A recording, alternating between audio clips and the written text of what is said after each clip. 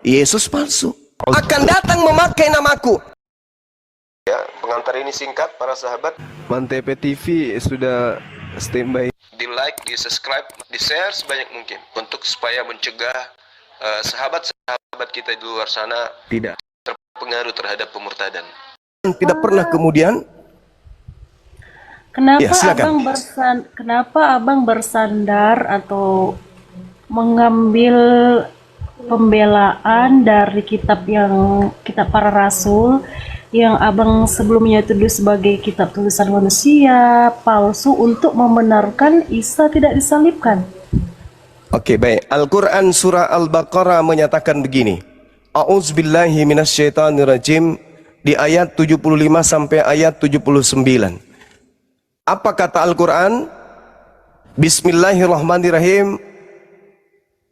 Afatatma'una ayyu'minu lakum wa qad kana fariqum minhum yasma'u kalam Allah thumma yuharrifunahu min ba'di ma aqalu wa hum ya'lamun.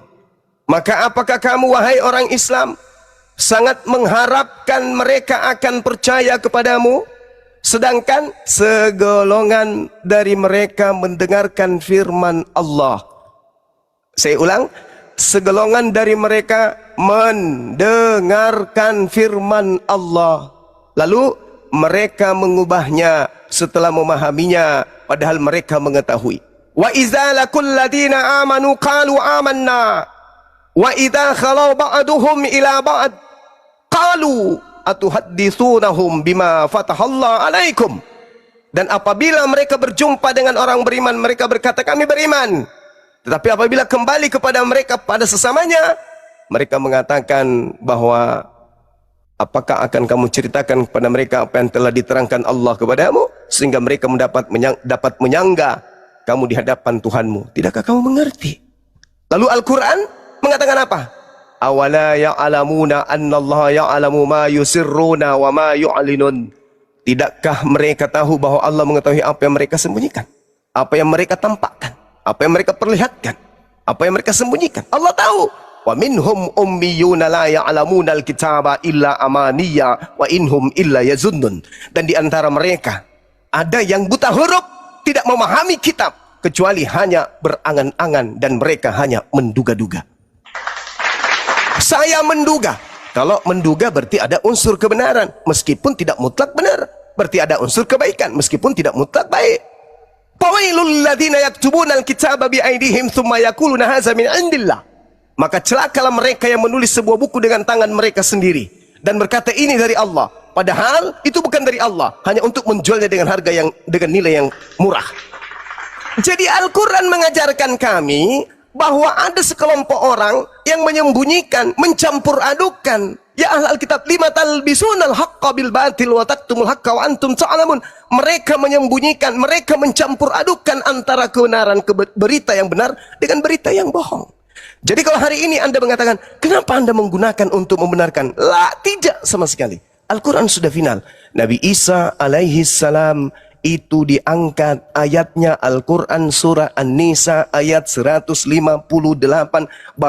Barrafa'ahullah ilai wa kanallahu azizan hakima. Allah mengangkat Nabi Isa alaihi salam, mereka tidak membunuh Nabi Isa alaihi salam. Wa ma qatalu wa ma salabu walakin syubbiha lahum. Tidak dibunuh, tidak disalibkan, selesai.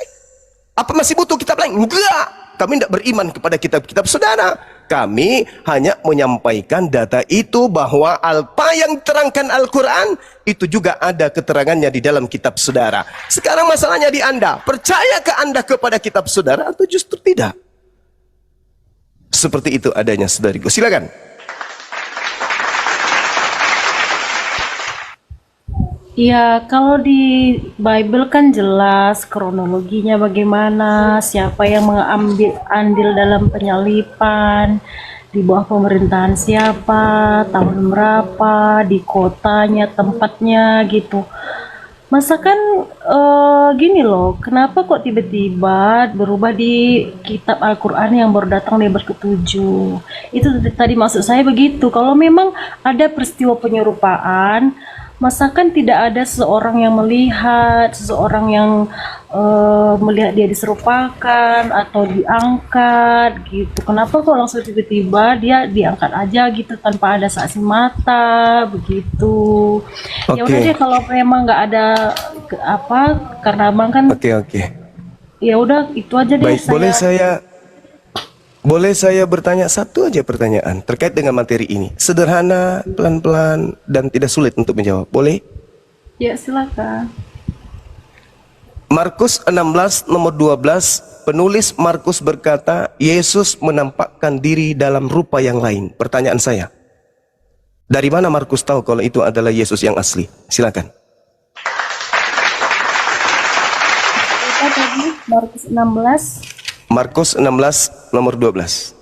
Dari mana Markus tahu sedangkan dia tidak ada pada saat penyaliban dan dia tidak ada pada saat Yesus merubah rupa? Ingat, di situ dia mengatakan Yesus kemudian menampakkan diri kepada kedua orang tersebut dalam rupa yang lain. Saya tanya pada saudariku ini, dari mana penulis Markus tahu kalau itu adalah Yesus yang asli padahal dia dalam rupa yang lain, dan dari mana Markus tahu kalau itu rupa lain? Silakan. Iya. Karena ada saksi matanya di situ, ada 2 orang yang saksi mata di situ kepada 2 orang yang Yesus menunjukkan diri kepadanya. Artinya ada 2 orang pribadi yang melihat Yesus itu menampakkan diri dari kesaksian mereka. Yang saya tanya saudariku, yang saya tanya, dari mana Markus tahu kalau yang menampakkan diri itu adalah Yesus yang asli dalam rupa yang lain? Dari kesaksian orang tersebut yang kepadanya Yesus menampakkan diri. Di mana 2 orang itu bersaksi kepada Markus? Ya, kan makanya Dan ada siapa 2 orang ini? Ada, ya makanya itulah perlunya ada penelitian. Iya. Kalau cuma bernarasi seperti itu, api neraka itu panas dan non-stop dia kekal api neraka itu.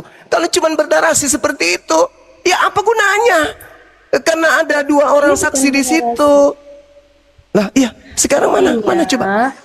Coba saudariku mana? Orang yang Dari mana Markus tahu kalau itu Yesus yang asli? Ya, dari mana Markus tahu kalau itu Yesus yang asli? Kan ada 2 orang di situ.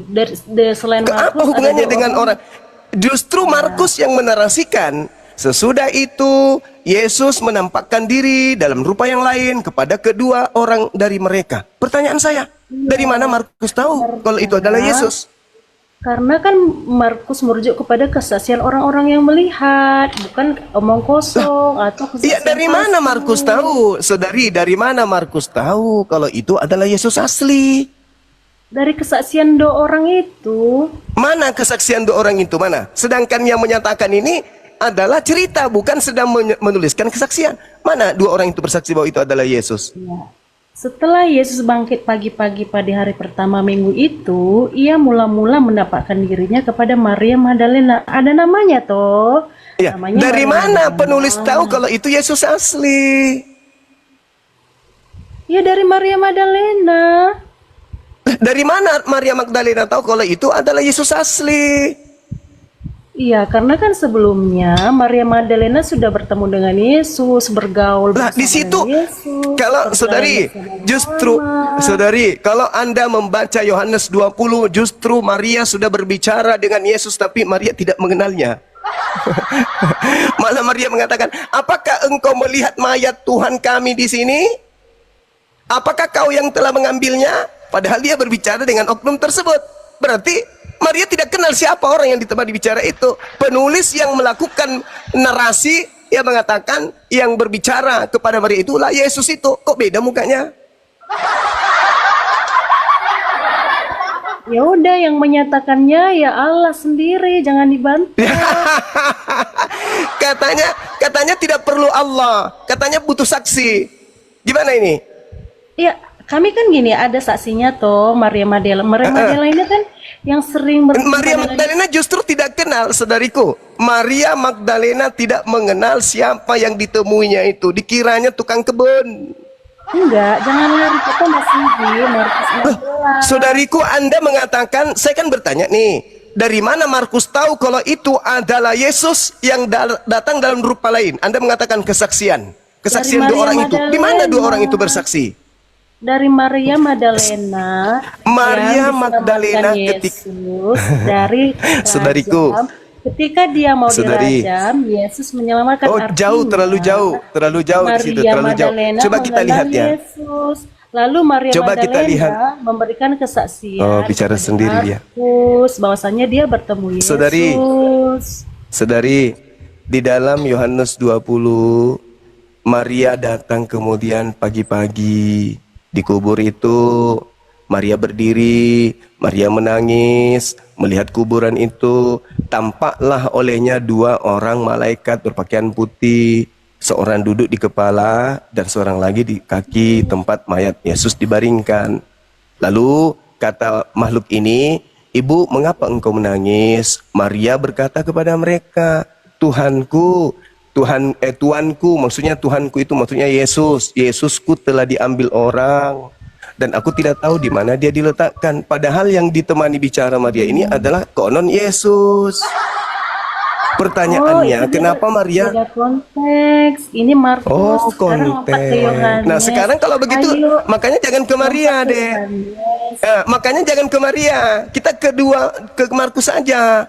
Markus 16:12 jangan ke Iya, Maria dong. Anda yang ke Maria tadi kan? ini kan Iya ada kan? ayat 9. Ayat 9 kan ada Anda yang Markus Anda yang ke 16 Maria. ayat Sekarang 9. Markus 16-nya ini, pertanyaan saya, dari mana pengarang Markus tahu kalau itu Yesus asli? Dari Maria Magdalena. Loh, kok Maria Magdalena? Katanya jangan ke Maria. Kita bicara, coba kamu, saudari Kan ada saya tunjukkan. Oke, kronologinya. oke. Tolong Kan ada tunjukkan di mana kronologinya. Yohanes. Sorry. Tolong saudari saya tunjukkan di mana Maria bertemu Markus. Iya. Ya, di mana? Untuk mengerti Bible kan ini ada kronologi Harus Roh Kudus. toh. Bukan, ada kronologinya. Ayo kita baca dari ayat 1 kalau mau. Ya, silakan. Maria Magdalena, Maria ibu Yakobus, Salome dan seterusnya membawa rempah-rempah ya, dibawanya ke kubur Yesus. Oke. Nah, Iya. sekarang permasalahannya adalah cerita yang dibangun Markus di Markus 16 ini adalah cerita yang tadi yang saya terangkan di dalam Yohanes 20. Di situ Maria pada saat kejadian berbicara dengan Yesus tapi Maria tidak kenal. Kan begitu. Kan ini berbicara mengenai diserupakan. Maka muncul pertanyaan ketika Markus mengatakan di data 9, setelah Yesus bangkit pagi-pagi pada hari pertama minggu itu, dia mula-mula menampakkan diri kepada Maria. Nah, tadi yang saya cerita Yohanes 8, Yohanes 20 itu kan. Itu Kan beda Maria tidak mengenal konteks. Yesus. Waktu Beda Maria konteks. tidak mengenal itu kan masih di kuburan toh. Kalau ini Ya itulah yang saya tanya, saudari. kan ada Dari mana Markus tahu? Sudahlah ya. Maaf, saudari, mungkin saudari butuh istirahat. Anda susah untuk membohongi kami di sini, susah. Enggak, Kami umat Islam ada itu berakal sehat. Maaf, Anda istirahat aja. Anda sudah saya jawab semua pertanyaan dan saya puaskan Anda dengan jawaban-jawaban. Saya tidak butuh orang yang memperbodoh diri sendiri, menipu diri sendiri. Silakan ke gereja, kipas-kipas pendeta supaya pendeta Anda semakin sejahtera. Silakan yang lain yang naik, yang berakal, jangan kayak iblis, bermulut manis tapi otak berkarat dan lidahnya menyesatkan. Pertanyaan saya tadi sederhana, dari mana pengarang Markus tahu kalau itu adalah Yesus asli dalam rupa yang lain? Katanya lihat ke Maria. Oke, saya salto ke Maria. Saya infokan Yohanes 20. Di situ katakan, jangan ke situ, itu beda konteks. Lalu mau kemana paleknya? Mau kemana? Kita mau kemana kalau bukan ke situ? Anda yang membawa Maria. Sekarang Anda yang mengatakan kemudian jangan ke situ. Alamak. Maaf ya, saya bukannya tidak mengizinkan Anda untuk berlama-lama di sini. Kalau Anda jujur, lidah Anda tidak mengantar Anda ke neraka, ya silakan sampai 2 tahun pun di atas ini nggak apa-apa.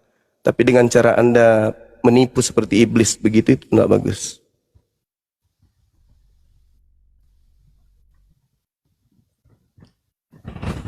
Silakan teman-teman yang lain, yang Kristen yang ingin diskusi Coba tapi itu jujur. jelasin kronologinya gimana. Kok kamu tiba-tiba bilang apakah semuanya itu drama? Drama kamu sama siapa, Sawina?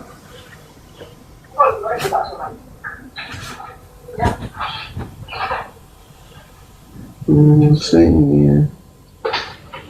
Mau tanya-tanya apa Sawi?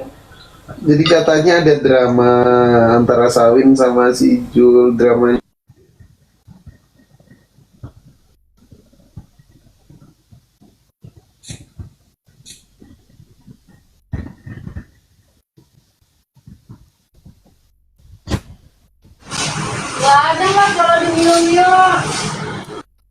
Ini kayaknya lawan teleponannya tadi nih.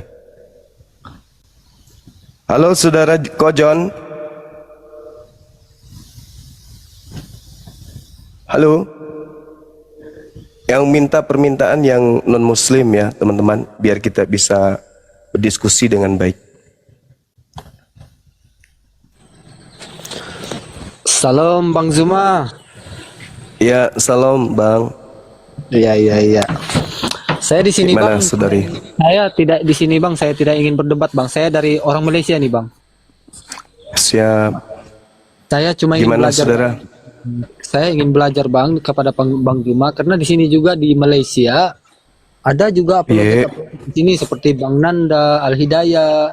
Situ kawan-kawan saya itu banyak yang sudah mualaf tuh masuk Islam. Jadi saya juga ingin belajar lah begitu kepada Bang Zuma. Ini kesempatan saya ini Bang Zuma. Saudara dari sekte apa? Kalau di sini saya dari sekte Katolik Bang.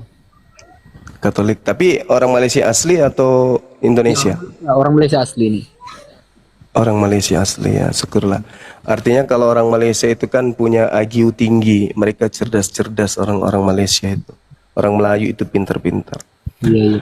Jadi, begini, Bang. ya silakan. Yang saya Silakan bertanya. Iya, silakan. Yang saya pertanyakan Bang, mengenai penyalipan Yesus Bang. Ini Ya. penyalipan Tuhan Yesus. Jadi kalau Ya. kalau saya membaca di Bible saya Bang, di dalam 1 Korintus 5 ayat yang ke-7, di situ Bang dikatakan buanglah ragi yang lama itu supaya kamu menjadi adonan yang baru sebab kamu memang tak beragi sebab anak domba Paskah kita juga telah disembeli. Jadi Bang, ini aneh nih Bang. Iya.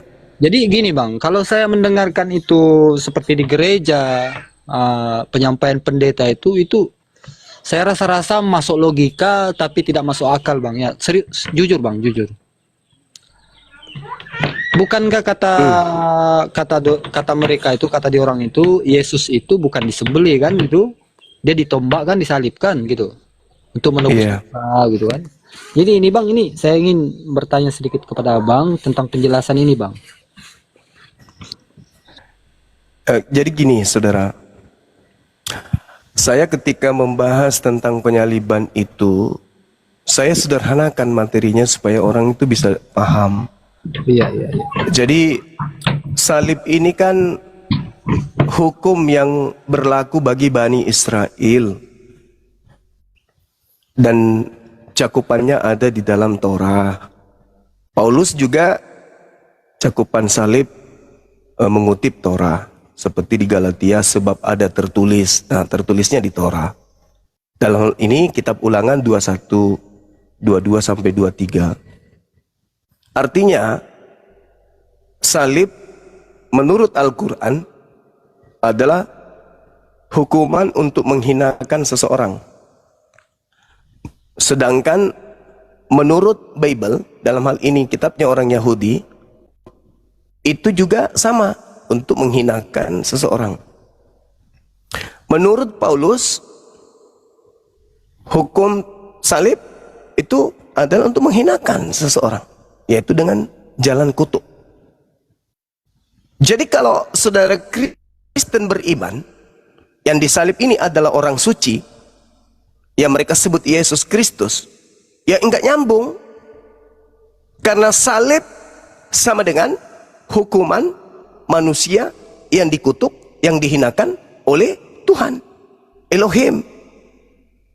Apakah Yesus adalah sosok yang dihinakan, sosok yang dikutuk? Kristen bisa menjawab. Kalau Kristen mengatakan tidak, berarti Yesus tidak disalib.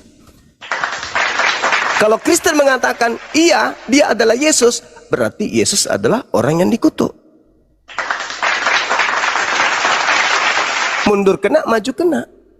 Nah, kalau kami Islam, yang disalib ini orang yang dikutuk, orang yang dihinakan.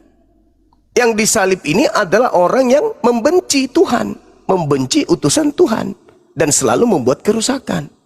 Maka siapapun dia yang disalib, EGP, derita loh, mati loh sana. Tapi kalau di Kristen, serba salah.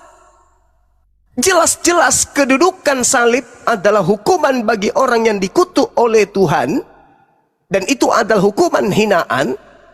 Tetapi dipaksakan kudu orang yang suci yang duduk di situ, bahkan Tuhannya sendiri.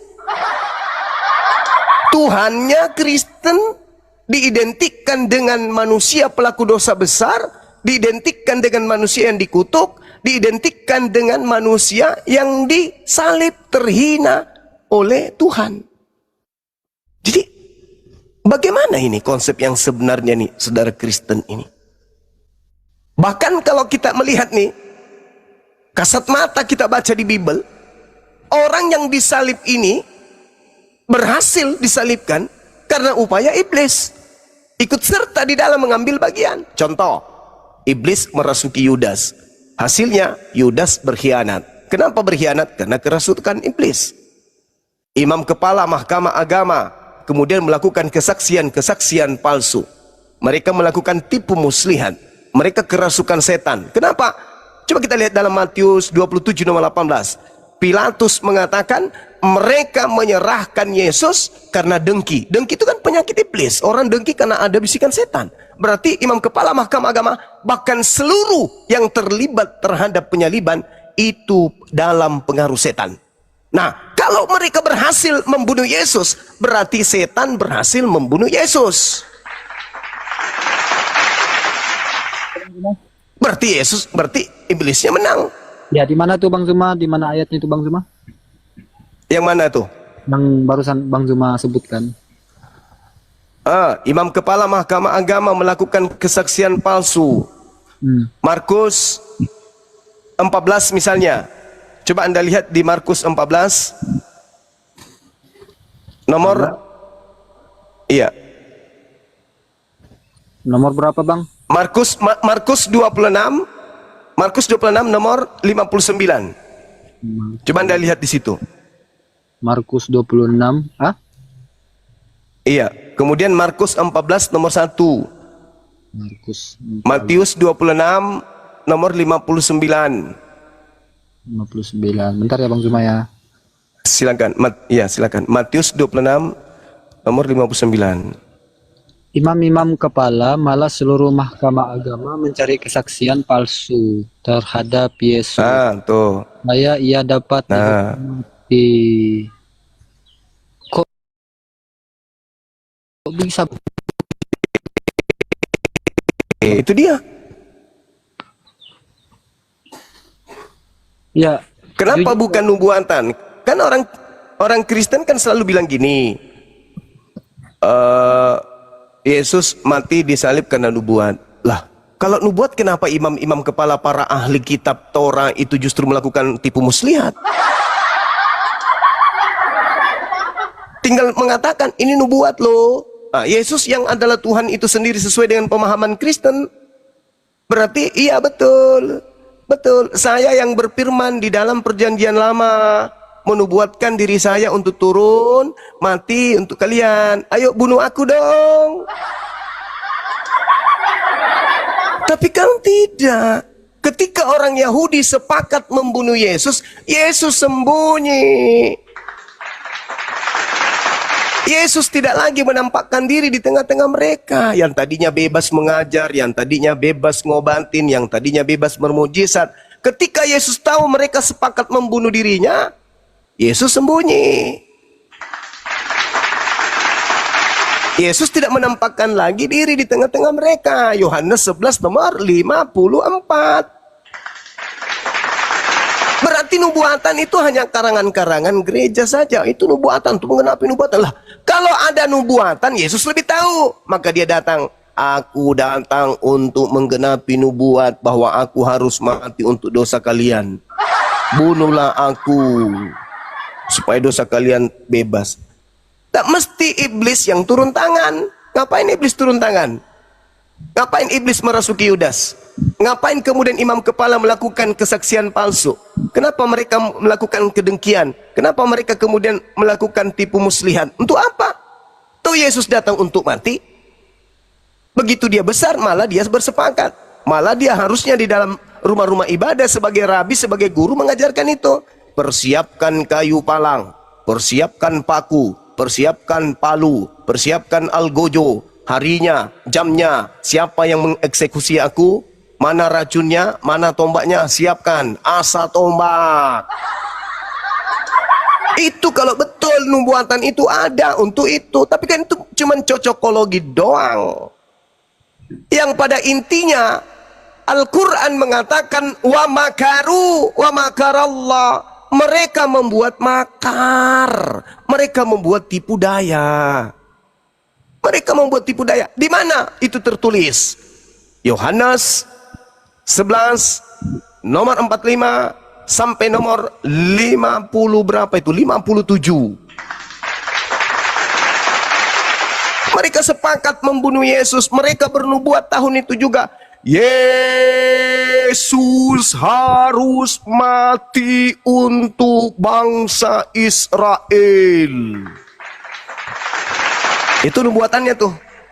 53-nya, mulai hari itu mereka sepakat membunuh Yesus. 54-nya, Yesus tidak lagi menampakkan diri di tengah-tengah orang Israel, melainkan dia kemudian pergi ke sebuah padang gurun bernama Efram. Di sanalah dia dan murid-muridnya tinggal.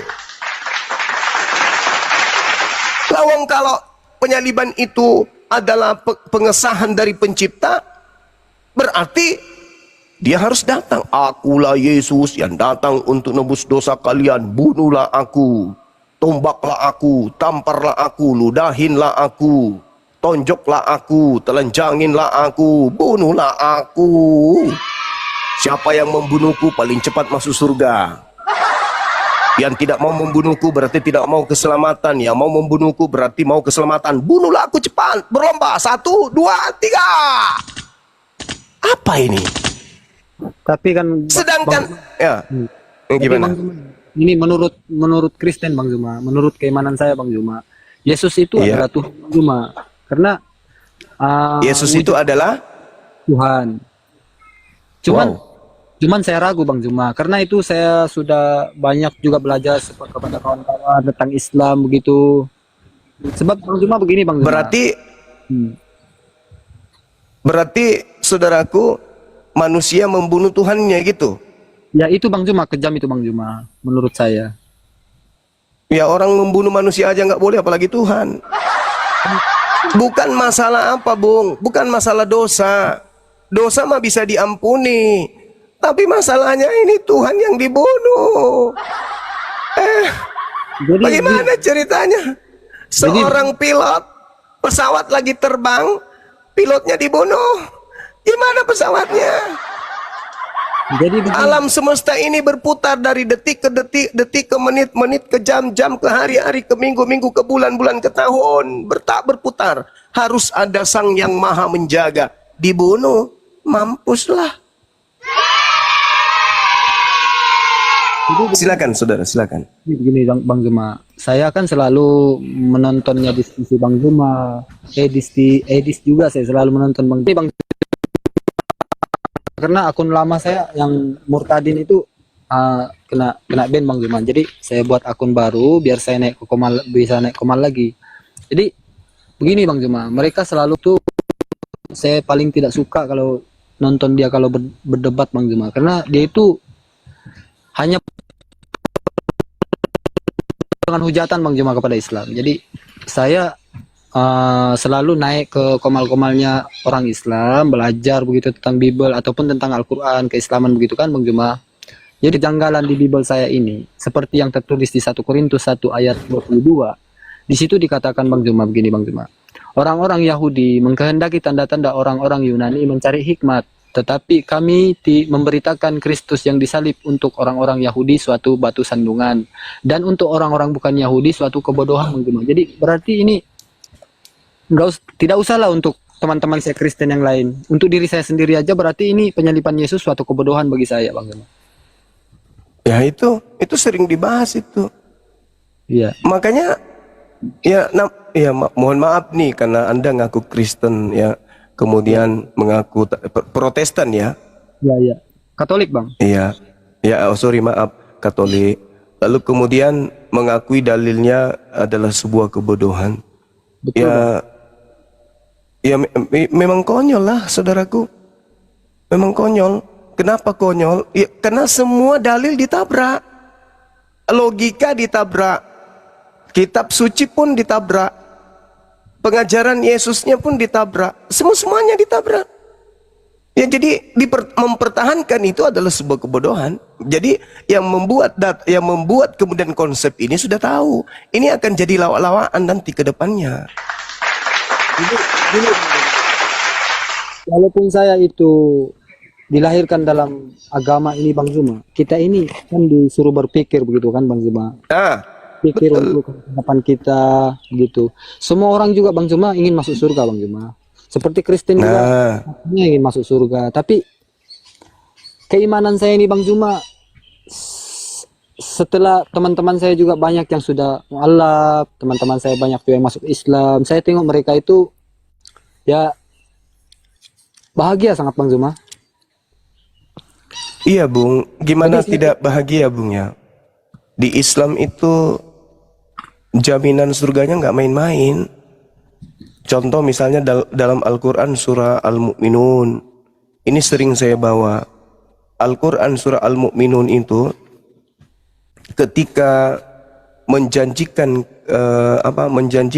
kemudian keselamatan, itu tidak setengah-setengah.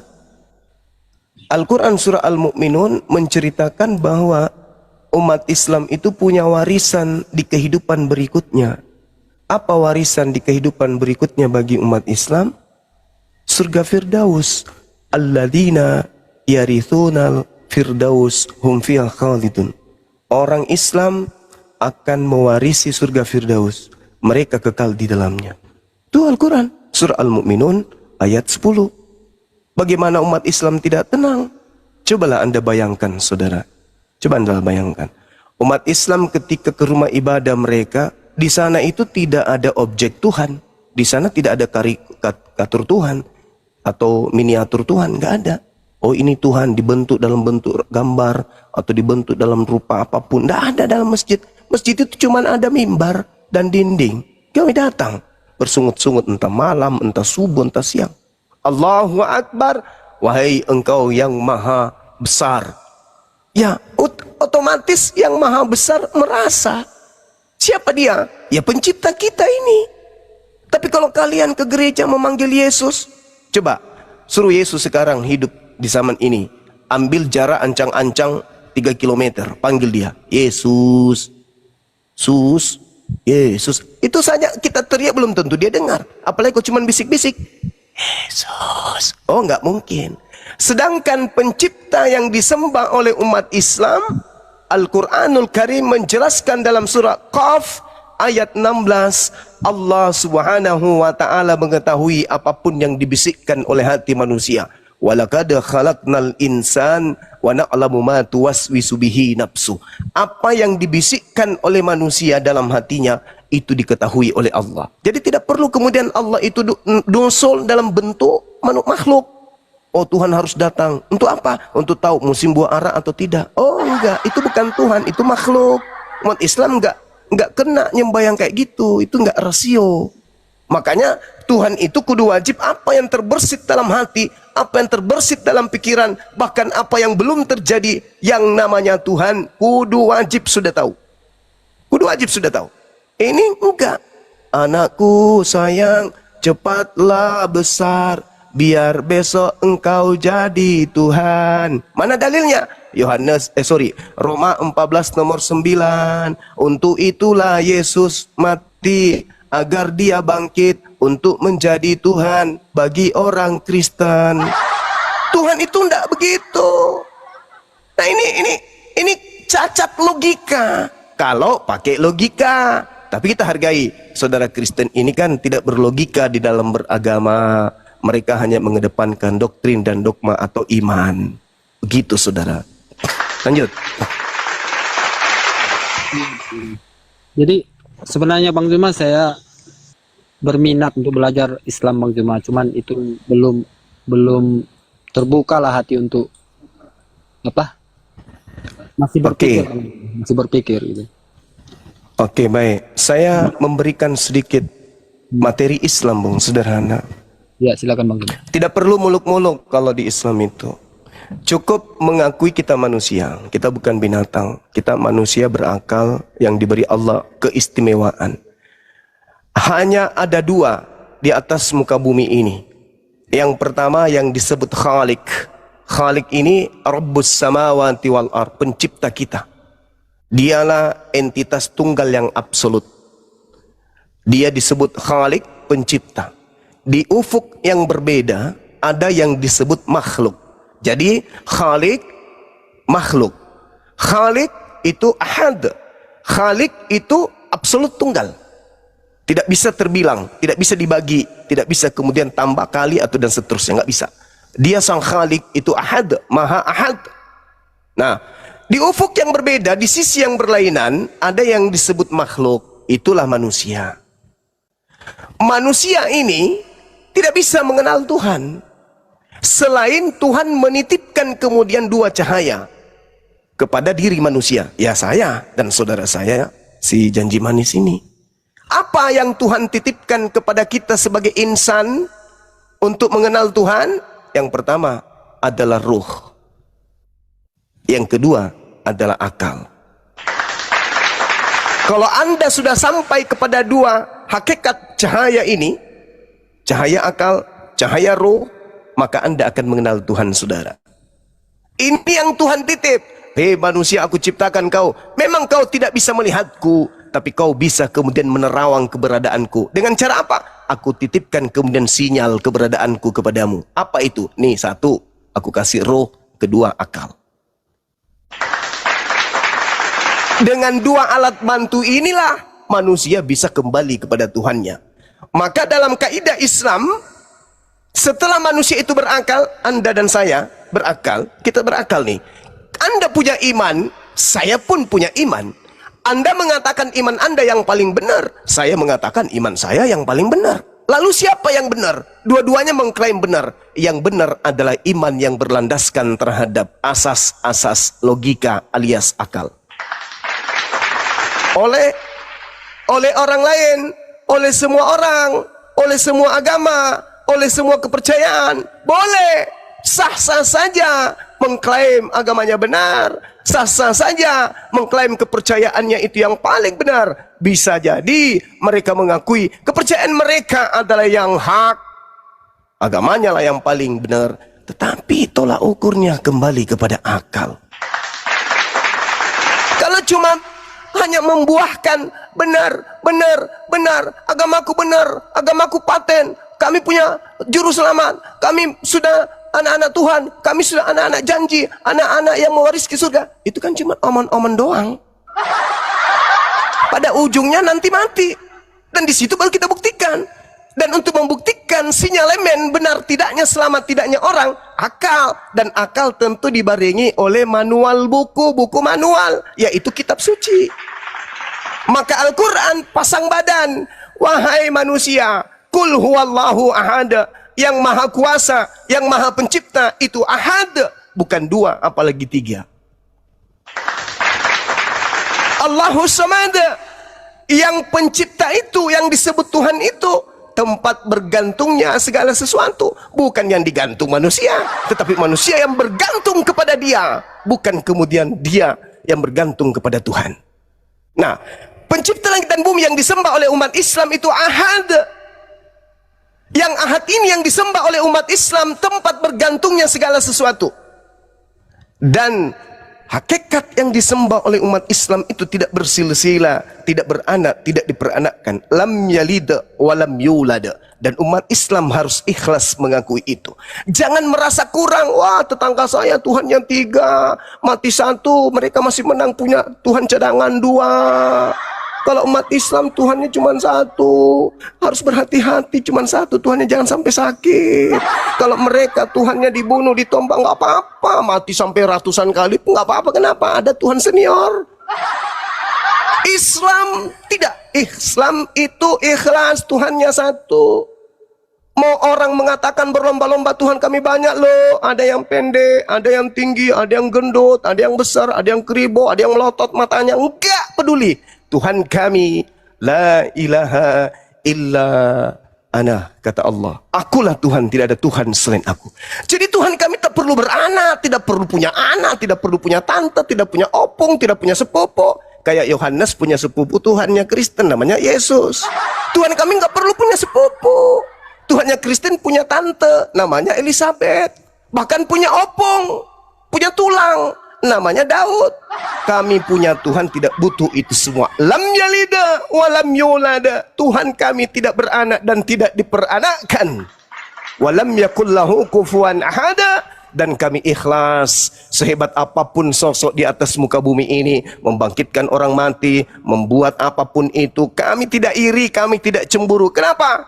Karena itu masih setara dengan makhluk. Tuhan kami, walam yakullahu kufuwan ahada.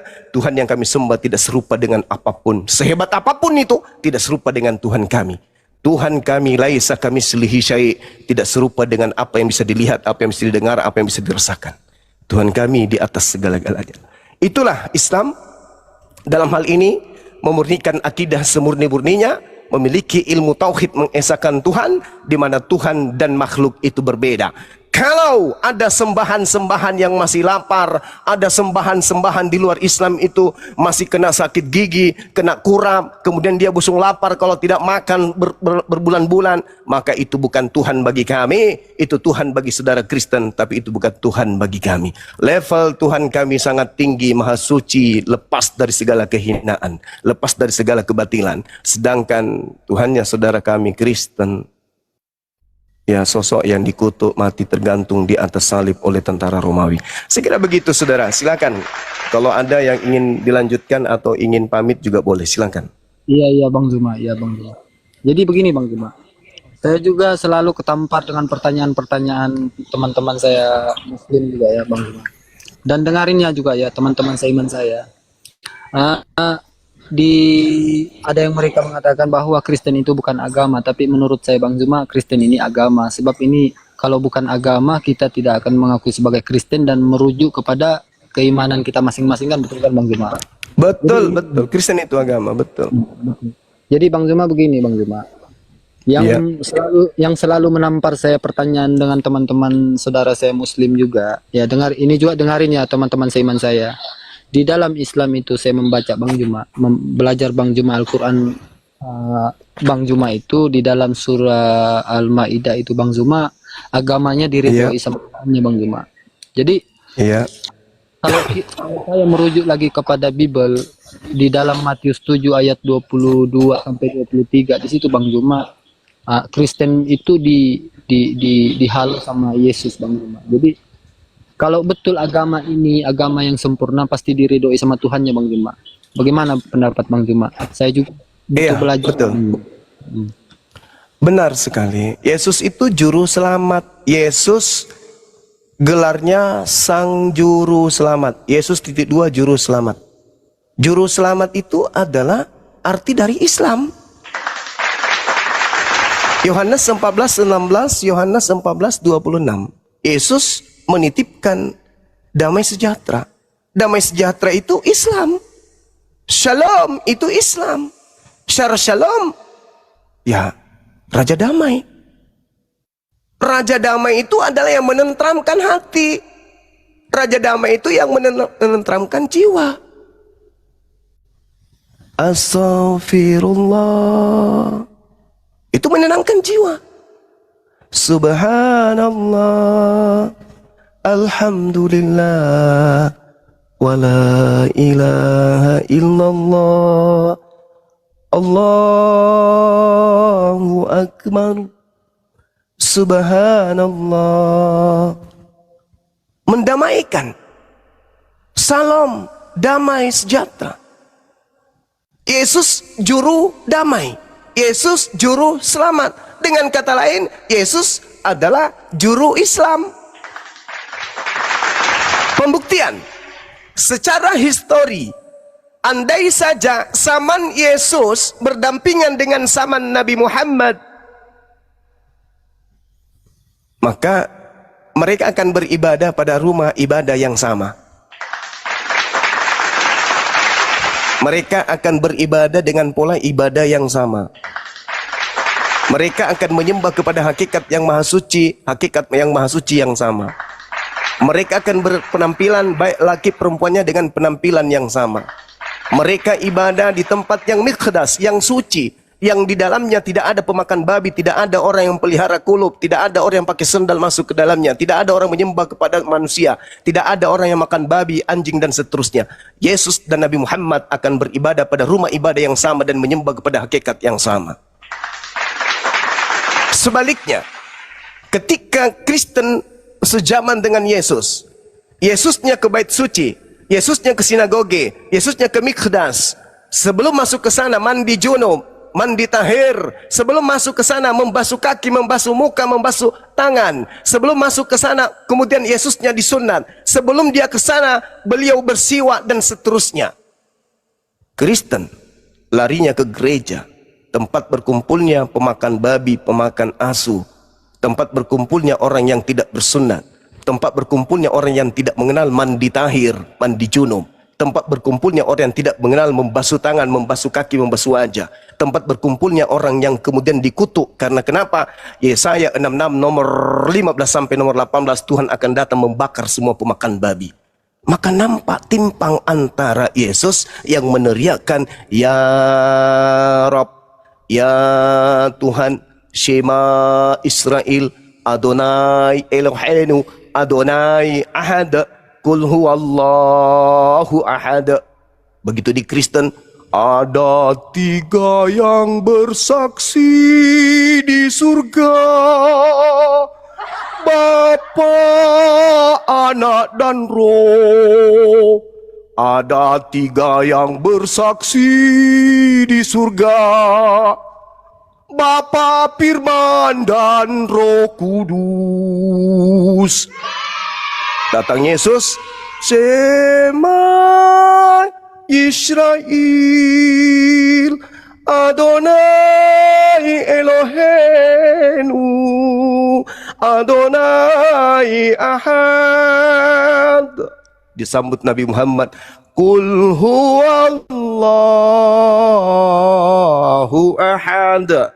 Disambut bom-bom, ada 3 yang bersaksi di surga, ada Bapa, ada Anak, dan juga ada Roh Kudus. Kan timpang. Yesus Nabi Muhammad satu Tuhan, Pak Bom-bom 3 Tuhan. Weh, timpang kali. Inilah yang dikatakan oleh Yesus di dalam Yohanes 10 nomor 27. Apa kata Yesus kemudian? Aku mengenal pengikutku, pengikutku mengenal aku. Mereka mendengarkan suaraku dan mengikuti aku. Ketika Yesus berseru, Shema Israel, Adonai Eloheinu, Adonai, Adonai, Adonai Ahad. Umat Islam dengar tuh. Umat Islam dengar. Ada seruan untuk menyembah kepada pencipta langit dan bumi yang ada. Umat Islam kemudian berbondong-bondong berbaris di belakang Yesus. Kemudian Kristen berbaris di mana? Enggak mungkin ada. Karena kita ada 3. Ada Bapa, ada Anak, ada burung merpati, ada 3. Enggak nyambung. Maka karena itulah saudaraku, hadiah yang paling baik ketika kita berbicara tentang apa yang Anda narasikan barusan, betul. Islam diakui oleh Al-Quran. Islam diakui oleh Allah, Tuhan yang mewahyukan Al-Quran. Islam diakui oleh Nabi Muhammad sebagai pembawa dinul Islam. Kristen tidak diakui oleh Elohim. Kristen tidak diakui oleh Bible. Kristen tidak diakui oleh Yesus. Maaf sekali-kali. Maaf sekali-kali. Di dalam Kisah Para Rasul 24 nomor 5, saya sendiri kadang sedih membaca itu. Orang-orang Yahudi teriak. Apa kata orang Yahudi? Telah nyata kepada kami Bani Israel bahwa orang ini namanya Paulus. Dia adalah orang yang kena penyakit sampar. Dia manusia yang menimbulkan kekacauan di antara seluruh orang Yahudi di seluruh dunia yang beradab. Dan dia, Paulus ini, adalah manusia tokoh dari sekte agama Kristen. Sedih kadang saya membaca dalil ini. Kristen dihujat oleh orang Yahudi. Di mana itu Bang? Bang Zuma? Kisah Para Rasul 24 nomor 5. Orang-orang Yahudi teriak, Paulus ini adalah penyakit sampar yang telah menimbulkan kekacauan di antara semua orang Yahudi di seluruh dunia yang beradab. Bayangkan. Tapi saudaraku, Kristen tidak pernah kemudian bisa mau sadar. Dalam bahasa Yunani, statis atau stasis di dalam bahasa Yunani, itu artinya apa? Yang melakukan kemudian pemberontakan, yang melakukan kekacauan, yang menimbulkan huru-hara, yang melakukan sengketa, yang melakukan pertikaian. Paulus yang mengacaukan Bani Israel yang hidup di tengah seluruh dunia. Dan kata Yesus, dan kata orang Yahudi, Paulus inilah Paulus inilah tokoh dari sekte Kristen. Malu saya. Kalau saya sebagai Kristen, saya malu. Kenapa? Setiap saya berdebat dengan umat Islam, tidak ada keselamatan dari Yahudi. Oh ya? Tidak ada keselamatan dari Yahudi? Ya. Lalu kenapa orang Yahudi mengatakan Paulus pendiri Kristen itu adalah penyakit sampar? Kenapa pula orang Yahudi mengatakan kalau Paulus itu adalah penyesat yang membuat kekacauan, yang menyesatkan semua orang-orang Yahudi di seluruh dunia? Kalau keselamatan dari orang Yahudi dan Kristen adalah jalan setelahnya, maka dalil ini harus dirubah. Telah nyata kepada kami orang Yahudi, Paulus ini adalah orang yang tidak penyakit sampar. Dialah yang menimbulkan kedamaian di antara seluruh orang Yahudi di seluruh dunia yang beradab. Dan dia adalah sekte dari agama Kristen. Wow, mantap kali kalau begitu. Ini enggak dibilang penyakit sampar, dibilang menimbulkan kekacauan di seluruh orang Yahudi yang hidup di dunia yang beradab. Gimana ceritanya? Habis itu bukan cuman orang Yahudi itu yang kemudian memproklamirkan ini. Iblis pun ikut-ikutan. Dalam Kisah Para Rasul 16, nomor 16, nomor 17, nomor 18. Tapi kan iblis polanya selalu memutarbalikkan keadaan toh. Kalau Tuhan mengatakan jangan kau makan, iblis mengatakan makan. Kalau Tuhan mengatakan ini putih, iblisnya mengatakan hitam. Kalau Tuhan mengatakan hitam, iblisnya mengatakan putih. Kalau iblis mengatakan baik, iblisnya mengatakan jahat. Kalau Tuhan mengatakan jahat, iblisnya mengatakan baik. Nah, kita buktikan. Kisah Para Rasul 16, apa kata iblis di sana? Paulus dan teman-temannya ini adalah utusan yang maha tinggi yang diutus untuk menyelamatkan kalian. Itu kata iblis. Berarti iblis yang memproklamirkan kalau Paulus ini adalah rasul utusan sang maha tinggi sebagai juru selamat. Kok iblis baik? Kok barusan ada iblis baik? Jangan-jangan sebaliknya. Jangan-jangan sebaliknya. Ini yang bahaya ini. Kalau orang Yahudi mengatakan Paulus itu pembuat kekacauan, penyakit sampar, iblis justru sebaliknya. Yang mana yang betul? Kalau iblisnya betul, dia adalah juru selamat yang betul. Pertanyaannya, kenapa di dalam Kisah Para Rasul 21 nomor 15 sampai nomor 26 Paulus ketika selesai mengajarkan agama Kristen di luar Yerusalem, begitu kembali ke Yerusalem, kenapa kemudian Paulus bertobat dari mengajarkan Kristen? Ar-Ratak.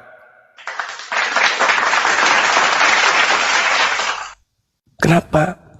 Kalau Kristen itu ajaran benar yang diajarkan oleh Paulus, kenapa ketika dia kembali ke Yerusalem, berdasarkan catatan Lukas di dalam Kisah Para Rasul, Rasul 21 nomor 15 sampai nomor 26, kenapa kemudian Paulusnya bertaubat dari mengajarkan agama Kristen? Ini pertanyaan serius. Saya kira begitu, saudara. Sebagai pengantar dari saya, mungkin ada mau ditanggapi waktu dan tempat, disilahkan. Iya, terima kasih Bang Zuma. Saya juga berterima kasih tentang pencerahannya. Saya juga, ya betul juga Bang Zuma. Seperti yang Bang Zuma tertulis di 1 Korintus 5 ayat yang kelima itu Bang Zuma, itu juga saya membuat. Wow. Kenapa harus itu ya, kenapa itu coba Anda baca. Itu coba Anda baca Bang di Matius 12 nomor 43 sampai 45. Boleh nggak Anda baca? Di mana Bang? Di mana Bang? Matius 12 nomor 43 45. Sekarang ini sudah modern, sudah canggih Bang. Kita baca Bible boleh di handphone begitu. Kalau kita baca Bible melalui apa itu kan dilarang sama kita membaca Bible. Di mana itu Bang? Iya. Matius 12 43 sampai 45. 43. Apabila roh jahat keluar dari manusia, ia pun mengembara ke tempat-tempat yang tinggi, mencari perhatian, tetapi ia tidak mendapatnya. Lalu ia berkata, aku akan kembali ke rumah yang telah kutinggalkan itu. Maka pergilah ia dan mendapati rumah itu kosong bersih, serat tersapu dan rapi teratur. Lalu ia keluar dan mengajak 7 roh lain yang lebih jahat daripadanya, dan mereka masuk dalam berdiam di situ. Maka akhirnya keadaan orang itu lebih buruk daripada keadaan semula. Demikian juga berlaku atas angkatan yang jahat ini. Jadi maksudnya ini Bang Juma bagaimana ya? Kurang paham. Kalau saya melihat Bung, angkatan jahat berarti berbicara mengenai orang Farisi. Anda boleh mengulanginya dari data mundur di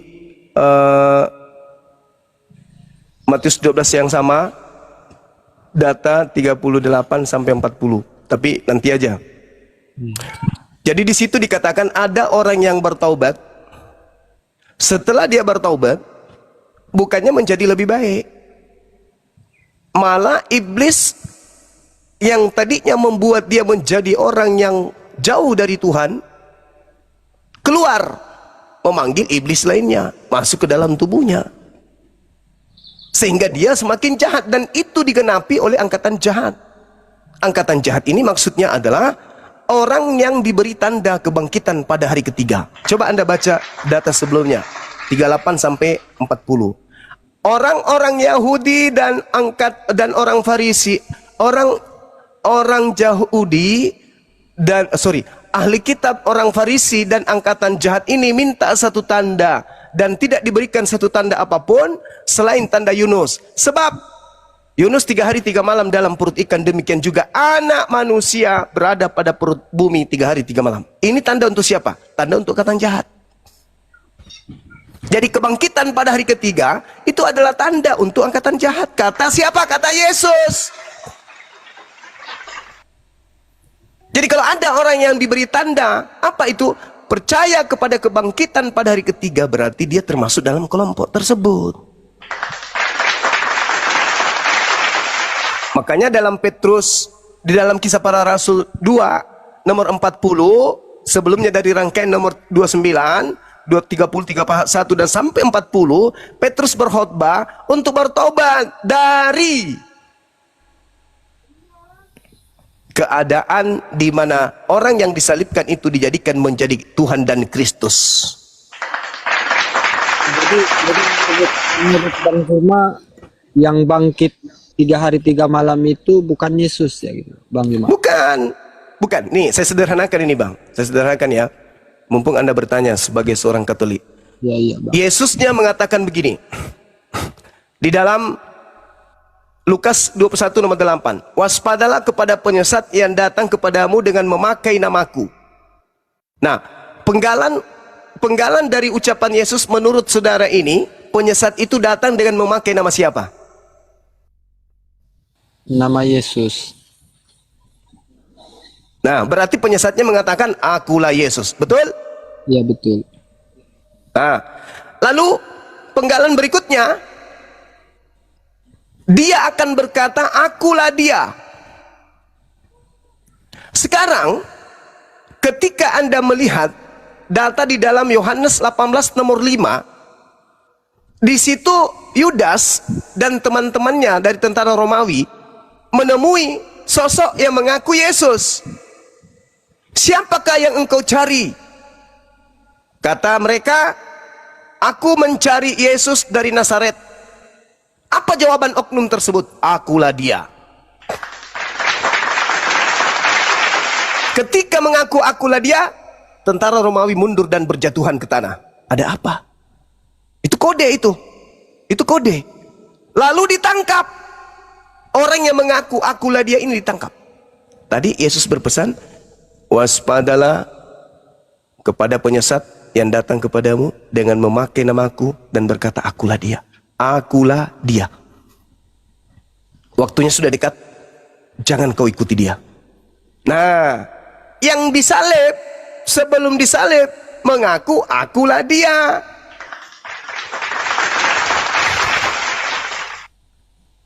Berarti penyesatnya adalah, Berarti Bang yang disalib itu bukan Yesus, Bang. ya itu, ya mengaku akulah dia. Apa yang terjadi setelah dia mengaku akulah dia? Dia ditangkap. Selesaikah masalah? Enggak. Setelah dia ditangkap, dia disalibkan. Setelah disalibkan, selesai masalah? Enggak. Apa yang terjadi? Kata Yesus, angkatan jahat ini minta satu tanda. Tidak diberikan tanda selain tanda Yunus, yaitu bangkit pada hari ketiga. Pada hari ketiga orang yang disalib tadi ini keluar dari kubur. Apa katanya? Kepadaku telah diberi kuasa, baik di langit maupun di bumi. Pergilah, jadikanlah seluruh bangsa menjadi muridku. Itu. Apa yang terjadi? Banyak nggak orang yang menjadi pengikutnya? Banyak. Apa kata Yesus? Waspadalah kepada penyesat yang datang kepadamu dengan memakai namaku dan berkata akulah dia. Dia akan menyesatkan banyak orang. Jangan kau percaya. Orang ini keluar. Coba Anda baca nomor 18-nya. Murid-muridnya ragu kalau itu adalah Yesus. Coba Anda baca. Di mana itu, Bang? Matius 18, Matius 28 nomor 18. Murid-muridnya ragu. Dan kalau Anda mau lebih akurat lagi, Matius, coba Anda baca 28, Matius 28 nomor 18. Coba Anda baca. 28 Kita belajar sama-sama ya, silakan. nomor 18. Yesus mendekati mereka dan berkata kepadaku, telah diberikan segala kuasa di surga dan di bumi. Terus? Karena itu pergilah, jadikanlah semua bangsa muridku dan baptislah mereka dalam nama Bapa dan Anak dan Roh Kudus. Dan Terus kita melakukan segala sesuatu yang telah nomor 18-nya. Coba baca itu nomor 18-nya. Ya, Yesus mendekati mereka dan berkata kepadaku, Telah diberi kuasa. telah diberikan segala kuasa di surga dan di bumi. Pergilah. Di bumi. Karena itu pergilah, jadikanlah semua bangsa itu. Oke. Dan baptislah mereka dalam nama Bapa dan Anak dan Roh Kudus. Oke. Boleh Anda mundur satu langkah, satu data sebelum itu? Apakah muridnya ragu? Nomor 17-nya, Bang. Ketika melihat dia, mereka menyembahnya, tetapi beberapa orang ragu-ragu. Ragu? Ya, ragu kan? Ya. Nah, yang lebih akuratnya lagi di Lukas 4. Tolong Anda baca Lukas 4. Sorry. Lukas 24, sorry. Ujung-ujung. Lukas 24. Maaf ya teman ya. Ya, Lukas Hafalan saya error. Iya, Lukas 24 nomor 9 Anda mulai baca. nomor 9. Dan setelah mereka kembali dari kubur, mereka menceritakan semuanya itu kepada ke-11 murid dan kepada semua saudara yang lain. Perempuan-perempuan itu ialah Maria dan Magdalena dan Yohana dan Maria ibu Yakobus. Dan perempuan-perempuan lain juga yang bersama-sama dengan mereka memberitahukannya kepada rasul-rasul. Tetapi bagi mereka perkataan-perkataan itu seakan-akan omong kosong. Dan mereka percaya kepada Murid-muridnya menganggap cerita-cerita kebangkitan hari ketiga hilang dari kubur itu omong kosong kan? Iya, Bang Zuma. Nah itu dia. Kalau murid-murid ini diberi pesan, aku bangkit hari ketiga loh. Tidak mungkin mereka tidak percaya. Tidak mungkin. Tidak mungkin mereka ragu. Tidak mungkin. Iya. Tetapi sangat disayangkan kebangkitan hari ketiga itu hanya diberikan kepada angkatan jahat. Kepada murid asli tidak diberikan tanda itu. Makanya nanti setelah Anda baca itu, di data nomor 37-nya di Lukas 24, mereka kaget dan ketakutan sebab mengira melihat setan.